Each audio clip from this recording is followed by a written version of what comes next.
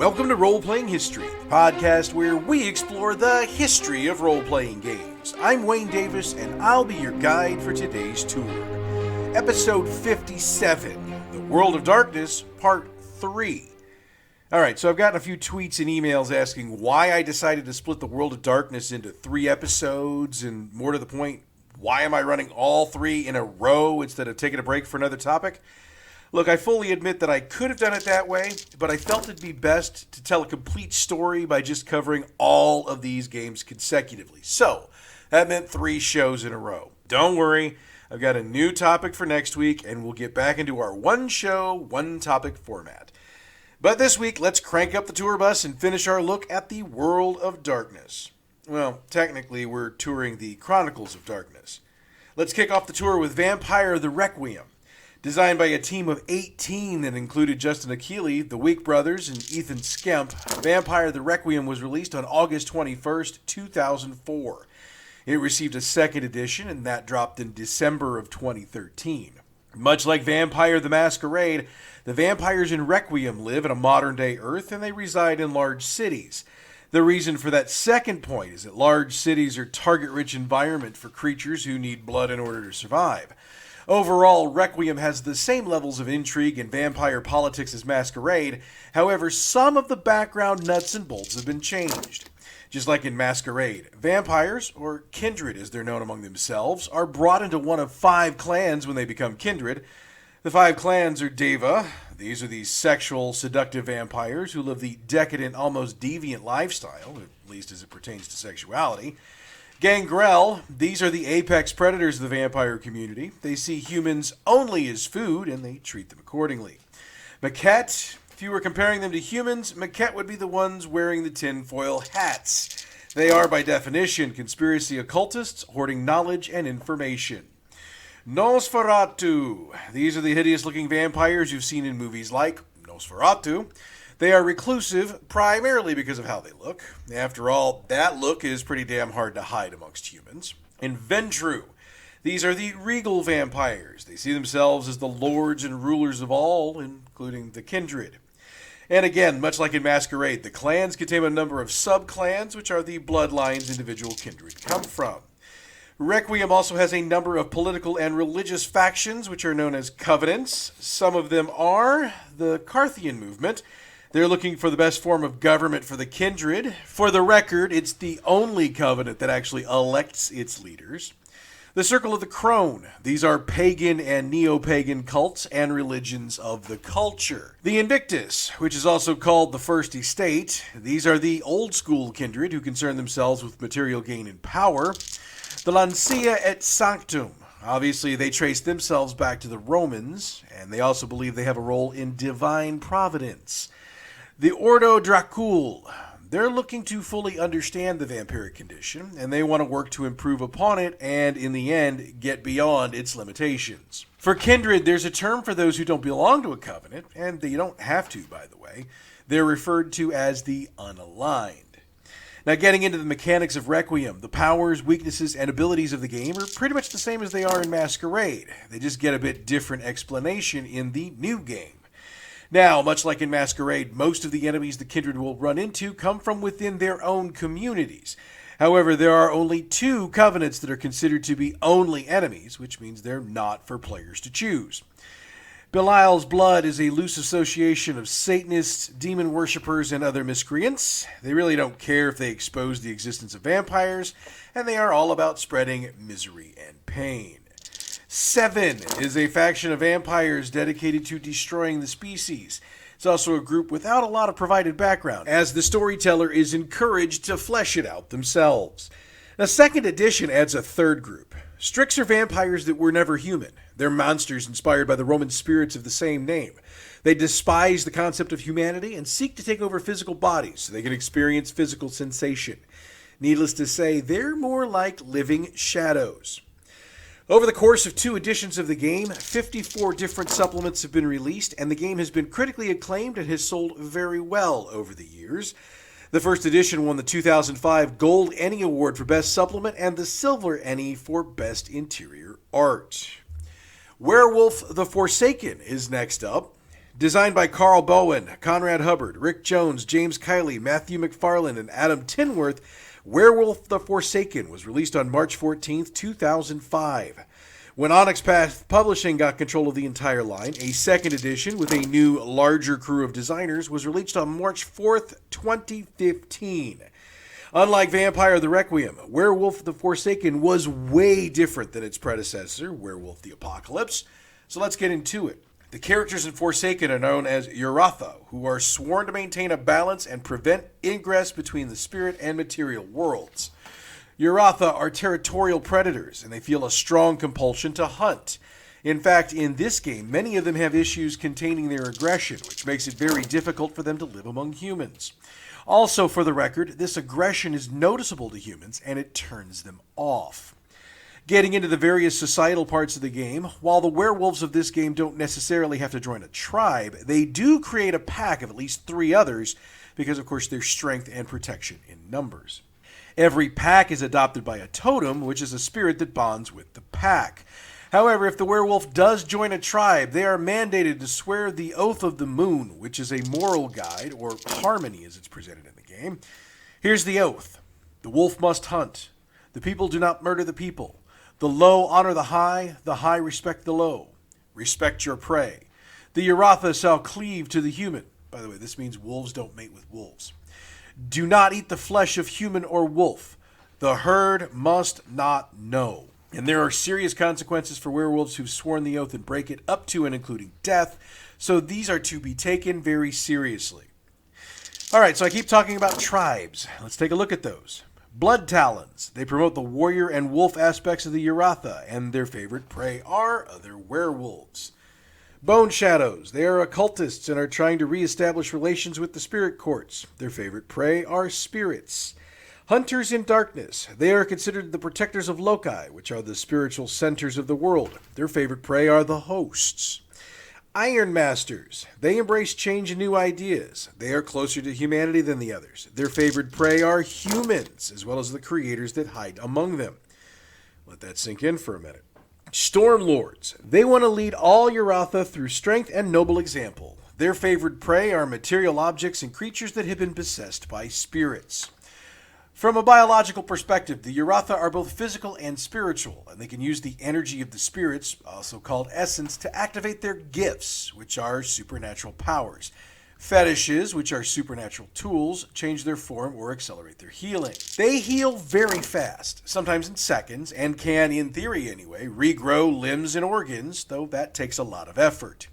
Silver, by the way, is a big weakness of the Uratha, and wounds from silver are slow to heal and require a lot more effort. Uratha have a much faster metabolism than humans and need a lot more food. The diet of a Uratha depends on preference. Some are meat eaters, but many are vegetarians. While we're on the discussion of biology, let's look at forms. Every Uratha can, at will, change into one of 5 distinct forms.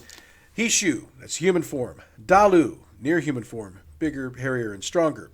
Gauru, wolfman, pretty much the same as in Apocalypse. Urshul, near wolf, that's a 3 to 5 foot tall wolf. Urhan, wolf form, that's the werewolf form. I want to step back into society for a minute since I wandered off into biology and lay out the auspices in the game. Every Uratha has one, and they're tied to one of the 5 phases of the moon. Rahu, full moon. These are warriors of all kind. Kahalith, gibbous moon. Seers, storytellers, lore keepers. Elidolf, half moon. Diplomats to the spirit courts, judges, and arbiters. Ithiur, crescent moon. Occultists and keepers of spirit lore and rituals. And Eraka, new moon, scouts, spies, and trackers. For the record, each of these 5 is divided further, and those divisions are called aspects. More information on those is detailed in the books. Of course, you can't have protagonists without antagonists, and this game's got a lot of them. Spirits, the pure, which are werewolves descended from those who chose not to rise up and slay Father Wolf. Needless to say, they're not going to have warm and fuzzy feelings for the characters. The hosts, hybrid of spirit and flesh. Again, they're weird, supernatural, and do not like werewolves. The Idigram, these are spirits that represent concepts that existed before the world was fully formed. Needless to say, their goals are not the same as the characters. The Balehounds, these are werewolves who swear by the 7 deadly sins. Can I say more? Humans. Other supernaturals. I mean, after all, these are the Chronicles of Darkness. 19 supplements were produced for the 2 editions of The Forsaken, and they sold fairly well as got decent reviews. Mage the Awakening was the Mage entry into the Chronicle of Darkness. It got a pre-release sale at Gen Con from August 18th to 21st of 2005, before being officially released on August 29th of 2005. Designed by Bill Bridges and Conrad Hubbard, there's an interesting nugget about the release of this book. It was originally supposed to be released around August 4th, but Bridges and Hubbard wanted to make sure the system was as perfect as it could be and added 80 more pages to the book before White Wolf finally deemed it ready for release. Onyx Path Publishing handled the 2nd edition, also from Bridges and Hubbard, and released it on May 4th, 2016. The history and background of the world in The Awakening is just as full and enriched as in the other books we've covered over the past few weeks. But for this book, it also veers away from much of the background from the original. Again, I would normally cover all of this, but with the stack of books we're trying to get in this week, we just don't have the time. So just pick up a PDF and check it out. But I'm not going to short you on the character stuff, I promise. Mages in this game become mages through what's called the Awakening, thus the name of the game. The Awakening comes in one of 2 major ways, typically. One of them is called the Mystery Play, which is when the mage's senses blur the real world and the magical symbolism of their awakening. The other is the Astral Journey, which takes place entirely in a dreamscape. Regardless of which one they take, it ends with the mage's journey to the tower that will be theirs, and them inscribing their name on it. Of course, your mage will need a path of magic. Mage the Awakening has 5 of them. And Canthus, these are enchanters who work with luck, intuition, and destiny. Mastigos, these are warlocks who work with perception and inner demons. Moros, necromancers working with death, mortality, and material things. Obrimos, theragists working with the divine and mundane energies of the world. And Thyrsus, these are shamans. They work with all aspects of the natural world. And what would a magic-based game be without orders? There are 5 of them, though your mage doesn't have to join one. The Adamantine Arrow, spiritual warriors and masters of conflict. Guardians of the Veil, spies and conspirators. The Mysterium, they are all about magical lore and the gathering of magical artifacts. The Silver Ladder, these are all about ruling, guiding, and reshaping the world. The Free Council, these are more modern mages, and they want to create new forms of magic. As you might expect, these orders are basically competing with each other, which is one of the tensions in the game. The basics of magic are the same as in the World of Darkness version of Mage, and covert and vulgar spells are transferred over to this version as well. I do need to note, though, that they get a fresh coat of paint with new definitions and examples. Alright, so you know me. I gotta lay out the antagonists of the game. I mean, we need to know who the bad guys are, right? Seers of the Throne. They've sworn service to the Exarchs, who they believe is a man-made god. The Banishers, they're set on destroying other mages. The Mad, I think that name is self-explanatory. The Akamoth, the Gullmoth, these are supernatural beings. The Celesti, these are mortal mages who serve and or worship the Abyss. Goetic Demons, these are formed by mages calling forth the vices in their mind into a physical form. Tremere Liches, liches who consume the souls of others in exchange for immortality and power. And Witch Hunters, again, I think the name explains it. Through 2 editions of Mage the Awakening, 33 supplements were produced, and sales were pretty decent for the entire line. Alright, while many of the books in the Chronicles of Darkness are new versions of games released in the World of Darkness, there were some new game lines that came out as well. Promethean the Created was one of them. Designed by Bill Bridges and Conrad Hubbard, the first edition was released by White Wolf Publishing on August 11th, 2006. On August 3rd, 2016, Onyx Path Publishing released the 2nd edition to the world. Inspired by the classic tales of Frankenstein's monster, the Golem, and other monster types in this genre, characters in Promethean are created by dismembering and reassembling from either a single human corpse or by taking parts from multiple corpses. The result is a human body, which is then animated with the divine fire, known as Pyros. This creature is then known as a Promethean. Now, if you followed my description closely, you may have noticed that Prometheans do not have a soul. That's part of their goal in life, actually, achieving humanity. For the most part, a Promethean is a blank slate. However, it has been noted that most of them have full knowledge of any languages the body or bodies spoke in life. Don't be confused, though. Prometheans are literally walking corpses. They are not human in any form or term that we would use to recognize this. And there's a major downside to that. Okay, I know there's more than one downside, but there's one I really wanted to point out here. When a Promethean spends enough time around humans, the humans begin to suffer from what's called disquiet. What that means is that they realize something about the Promethean is off or wrong. That leads to distrust, which leads to fear, which leads to suffering, which is the path to the dark side of the Force. Thank you, Master Yoda. Yeah, okay, I could keep running down the rabbit hole of what a Promethean needs to do to achieve humanity, but we've got more games to cover. So with that in mind, let's get into the nuts and bolts of this game. When created, each Promethean takes on the traits of the progenitor, who was the first of their kind. These traits are known as lineages. They are Frankensteins, also called the Wretched. This pretty much follows everything we know about the Frankenstein story. Galatides, also called Muses. They're known for their beauty and their want of companionship. Osirans, also called Nepri, they see themselves as children of God, and they carry themselves as such. Tammuz, called Golems in the first edition and named in the second, so they're created by being buried after they get the divine fire. Once they wake up, then they have to claw themselves out. Ulgan, also called Riven, their base is shamanism. Unfleshed, also called manufactured. These are mechanical inventions with illusionary magic used to make them appear human. Extempor, also called matchless. These are one-of-a-kind Prometheans formed by circumstance or accident, and they were added in 2nd edition. Once they pick up their lineage, the Promethean starts the journey towards mortality. To do that, they have to dedicate themselves towards a refinement. Refinements are equal parts philosophy and alchemical regimens. There are 2 types of refinements, simple and complex. The simple refinements are aurum, the refinement of gold or mortality; cuprum, the refinement of iron or self; ferrum, refinement of iron or corpus. We've discussed corpus in prior games, so I'll refer you back to last week's episode. Plumbum, refinement of lead or circe; stanum, refinement of tin or torment. The complex refinements are aes, refinement of bronze or aid; argentum, refinement of silver or mystery; cobalus, refinement of cobalt or impurity; mercurius, refinement of quicksilver or pyros; phosphorum, refinement of phosphorus or ephemerality. Now, obviously, the text goes way deep into all of these, and my brief words don't do them justice. If you check out the text, the descriptions are way cooler and explain why the Promethean has chosen the path they've chosen. Another thing that a Promethean has to do on the path towards mortality is to create another Promethean of their line. Of course, sometimes that has to be done quickly, and there's a very long list of things that can go wrong when that happens. 9 different supplements were released over the 2 editions, and it was fairly well reviewed and had decent sales. Going back to what I've referred to as a new coat of paint on an older idea, Changeling appears again in the Chronicles of Darkness.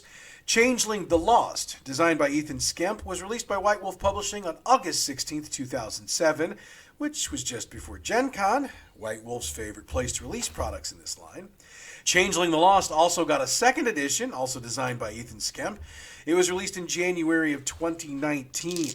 The basics of the game are very much the same as the World of Darkness version. However, there were some changes made. First off, the concept of changelings was altered. Now, changelings are ordinary humans who were kidnapped by the Fae and taken as slaves to their world. The characters in-game figured out how to escape, struggle through the barrier, known as the hedge, separating Fauri from the Earth, and are now trying to rediscover the world of their birth while dealing with all the changes they've had. Oh yeah, and they're also trying like hell to avoid being recaptured. The overall themes of Changeling the Lost are the pain of loss, the quest for identity, and the nature of human existence. In short, the characters were taken at whatever age they were, taken to an alien realm and held hostage. While there, they were tortured and forced to work as slaves for their Fae masters. On top of all of that, they had a physical and supernatural metamorphosis. I want to make it even better. Time passes differently in the Fae realm than on Earth. So when the characters try to get back to their lives, they're either too young or too old to pick up where they left off. In some cases, that means that everyone they knew and loved is gone, and in other cases, it means they just can no longer associate with those they knew and loved, since it's obviously they're no longer completely human. Several of the sources I tapped for this show pointed out that the characters of Changeling the Lost are way better nuanced than in any other World of Darkness or Chronicles of Darkness game. And much like in the previous version of Changeling, each character possesses a kith, is part of a court, and has entitlements. I listed most of those in last week's episode, and while they have been a bit adjusted, they're basically the same. Something new for this version is that changelings also have seemings. There are 6 of them. Beasts, these are changelings that share qualities with animals. Darklings, these changelings take on aspects of fear and shadow. Elementals, they're one with nature. Fairists, these changelings are definitely fey beautiful. Ogres, these are the ultraviolet changelings. And wizened, these wound up being the figure of whatever profession they had when serving their fey masters. And yes, they had a profession, you can look it up. We know by now I'm big on antagonists, and this game is chock full of them. True Fae, hobgoblins, mad changelings, and of course the other beings inside the Chronicles of Darkness. That doesn't even include other members of Changeling Society.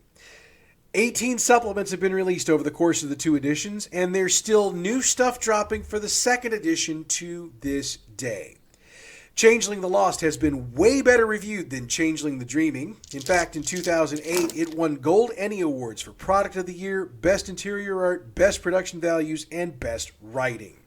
Sales have also been consistent, which means Changeling will be around for quite some time. Next up on the tour of Chronicles of Darkness is, this version of Hunter. Titled Hunter the Vigil. It was designed by Justin Akili, Rich Thomas, and Chuck Wendig, and was released during White Wolf's favorite time of year, August 14th, 2008. Onyx Path Publishing handled the production of the 2nd edition, which released on March 2nd, 2022. Monica Valentinelli was the lead designer for 2nd edition. Much as it was with the World of Darkness version of Hunter, this version pits the hunters against the supernatural, and the hunters are considerable underdogs. What's new for the Vigil is the Vigil itself. This is a morality code taken by hunters that will eventually erode their humanity. Another new feature is that there are 3 types of gameplay. One type has the group of hunters, known as a cell, having little to no support in their actions. Another type has the cell having support of a larger corporation, known as a compact. The final one has the hunters at the mercy of large groups called conspiracies, which in many cases control governments. Needless to say, the more help the hunters get, the less freedom they have. First edition got 15 supplements for it, and while 2nd edition was just released, there are 2 supplements on the way in the near future. It should be noted that Hunter the Vigil was supposed to be a limited release. However, it was so well reviewed and sold so well, it was allowed to expand as well as get a 2nd edition. One negative from the reviews is that several reviewers thought the writing was a bit too uneven. When it comes to gameplay, though, everybody seems to have loved it. Of course, with a 2nd edition having been released earlier this year, Hunter the Vigil should be available at your friendly local game shop. Next up on our tour is another new game for this line. Geist, the Sin Eaters, was designed by Ethan Skemp and published by White Wolf Publishing in August of 2009.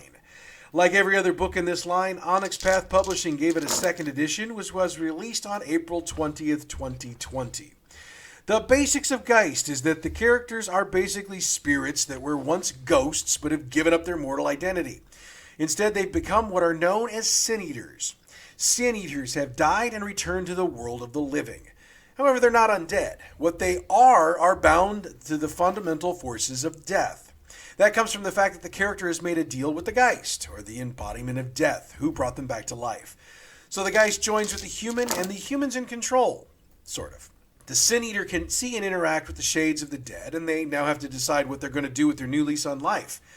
Every Sin Eater has a threshold, which basically relates to the way they died. The Torn were those killed by violence. These Sin Eaters tend to be angry and vengeful. The Silent died from deprivation, like suffocation, starvation, and heartbreak. They tend to be hungry or needy. The Prey died in the wild, such as from exposure, animal attacks, and drowning. These are the most inhuman of the Sin Eaters. The Stricken died of disease, illness, or poison. They're very hardy in nature and tend to seek out challenges to beat. The Forgotten died from random chance. They see the world as random and tend to gamble and take more chances. Moving on from Threshold, each Sin Eater also has an archetype, which reflects their personal views on what happened to them and how they intend to deal with it. Advocate, they want to help the dead. Bone Picker, they want the material comforts their powers allow them to gain. They also keep track of who owes them what. Gatekeeper, they see it as their duty to police the boundaries between life and death. Mourner, they're obsessed with the way they died and feed on the emotions of those in mourning. Necromancer, they use ghosts to gain occult lore and knowledge of the past. Pilgrim, they try to help people avoid the underworld. Reaper, they try to make the world a better place, which means they murder or haunt the guilty. Alright, so with the background of the Sin Eater out of the way, there are some mechanics we need to look at. Psyche is the measure of the combined will of the Sin Eater and the Geist, as well as the strength of the bond between them. It can be increased by constant work with the dead, among other things. By the way, the higher the Psyche gets, the stronger the anchors tying them to the mortal world need to be. Plasm is what Sin Eaters use to fuel their powers. They can get it at haunts, cenotes, and Avernian gates, which are detailed in the text. So getting and holding a decent amount of this is good, and not having any means the character can't use their powers. Synergy is the replacement for morality in this game, which makes sense considering the background. Synergy measures how well the Sin Eater and Geist work together. Obviously, the higher this is, the better the two work together. Keys are what the Sin Eater uses to unlock their manifestations. They start with 2 and can acquire more through gameplay. The keys are Elemental, Industrial, Passion, Phantasmal, Primeval, Stigmata, Stillness, and Stygian.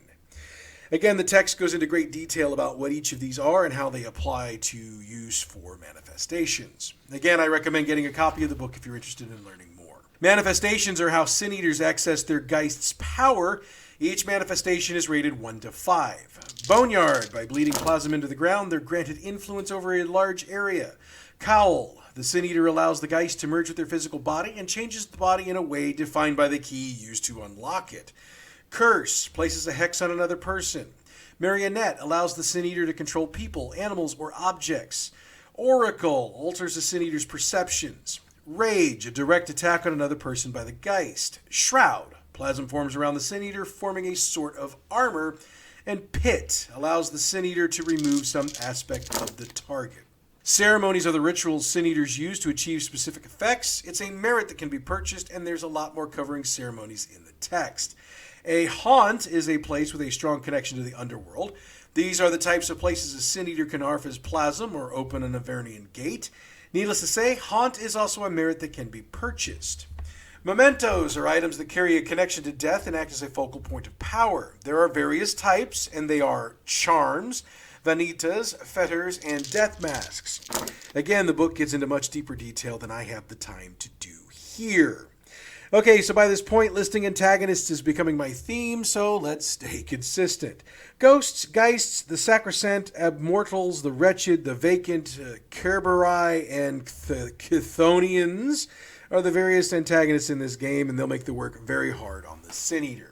7 supplements have been released over the 2 editions of Geist, and the reviews were muted but fair, and while it didn't sell as well as hoped, it did sell well enough to get that 2nd edition. The Chronicles of Darkness brought mummies back into the fold, along with all the other things that go bump in the night. Mummy the Curse, designed by C.A. Suleiman, Dean Shamshak, and Richard Thomas, was released on March 27th, 2013. Unlike the previous books in the Chronicle of Darkness to this point, Mummy the Curse was originally released by Onyx Path Publishing, who ordered a 2nd edition on September 15th, 2021. The 1st edition was a book that was funded by a Kickstarter fund, which I referred to 2 weeks ago when I discussed the overall history of the World of Darkness. Crowdfunding was also used for the 2nd edition. Now, in all of the other books in the Chronicles of Darkness line to this point, I've spent several minutes detailing all of the changes from World of Darkness to the Chronicles. In this case, there weren't a lot of changes. In fact, the only major changes were the setting changes, as they needed to update the Mummy line to fit the Chronicles of Darkness. Otherwise, it plays pretty much exactly as it did in the World of Darkness. I get that this was a pretty short, deep dive, but since I covered all this ground last week, I didn't feel the need to cover it twice. Besides, we've still got 3 games to cover. Demon the Descent, developed by Rose Bailey and Matt McFarlane, was published by Onyx Path Publishing in 2014. Now, as you might remember, Demon also had a World of Darkness release, but one of the major differences between that one and this one is that the Unchained demons are not the biblical demons as portrayed in The Fallen. This time around, they're technological monstrosities hiding from the grasp of the God Machine. Alright, so the characters in Demon the Descent are known as the Unchained, and while they were originally angels, much like in The Fallen, in this case the angels that they once were algorithms of the God Machine. They got free, or fell, depending on how you want to look at it, when they developed free will and self-awareness. Along the way, they became physical and sentient. And the God Machine wants to plug them back into the Matrix, as it were. In this version of the game, the angels the demons come from are created by the God Machine for 4 general purposes. Needless to say, they've taken form and gain abilities that are dedicated to those purposes. Those purposes remain even after they've fallen. The 4 purposes called incarnations are Destroyer, Guardian, Messenger, and Psychopomp. Needless to say, trying to dig up deeper definitions of them was nearly impossible, so I'll refer you back to the text for more of that. The characters also have 4 general agendas which they can choose to follow, which will shape their goals and give their new lives some purpose. They are Inquisitors, who are information brokers and seekers. Integrators, apologists to the God Machine. Saboteurs, they want to destroy their creator. Tempters, these are hedonists. They just want to enjoy their newfound freedom. One thing I should have pointed out earlier is that the demon characters have really hideous and horrific appearances. Due to that, and to avoid the God Machine finding them, they have to adopt what's called a cover. A cover is a human identity that's supposed to disguise them. It's more than just a simple disguise. Due to a shift in reality, this is a deep disguise. Think of it like going into deep cover as an operative. You've got an entirely new identity, with a job, maybe family, the whole 9 yards. The antagonists of Demon the Descent are familiar to us, but I'll list them again to be thorough.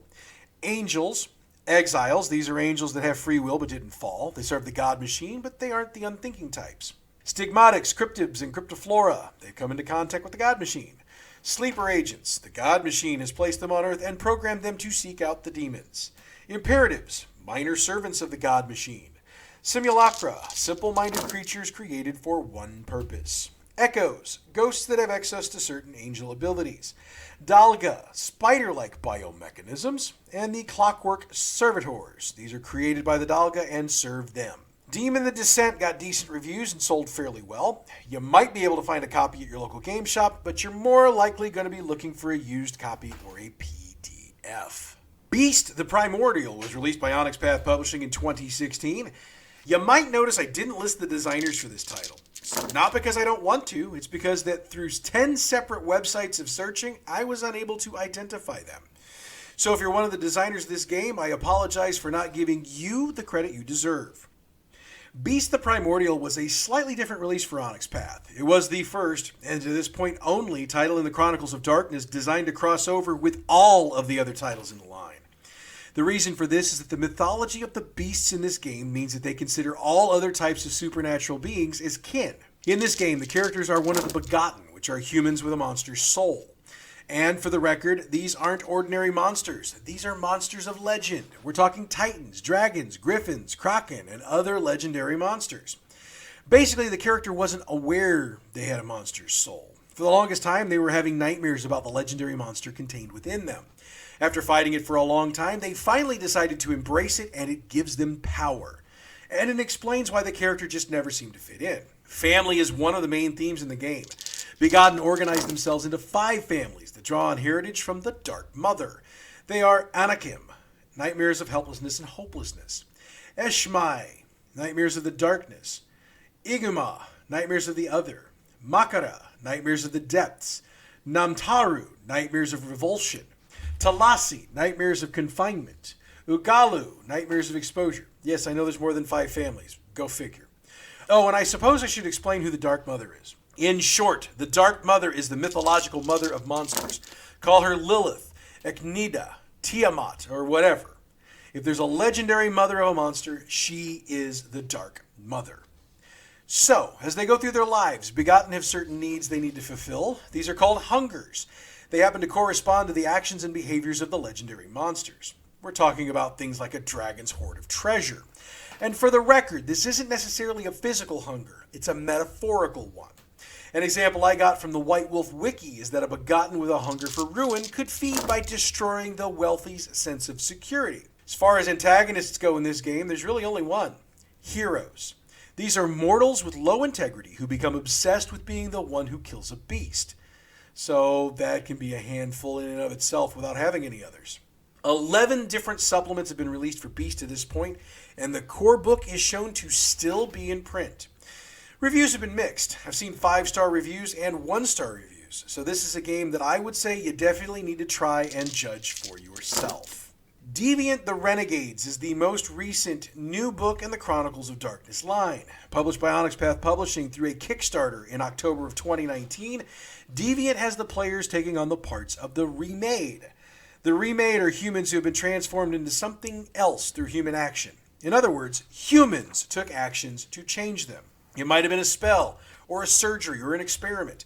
Whatever it was, it changed them forever. The creators of the remade are known as progenitors, and they definitely have human faces. They decided that what they saw lurking in the shadows of the world had the kind of powers and abilities that they wanted for themselves, thus the testing on human subjects. The players in your game are playing renegades because they've broken away from their creators and set out on their own. Of course, their creators would like nothing more than to have them back. Every deviant has an origin, which describes the nature of their divergence or change and how they feel about it. There are 5 basic origins outlined in the book. Autorgic, these are deviants who sought out the divergence. Epimorph, they volunteered, either out of necessity or because they were lied to. Exomorph, they were kidnapped or threatened. Genotypal, these were born into it. Pathological, they were made unintentionally, basically by happenstance. Deviants also fall into a clade, which are very rough categorizations of process and variation type. They are Cephalist, these are psychics, so their divergence unlocked the powers of the mind. Chimeric, these are hybrids, they were merged with another life form.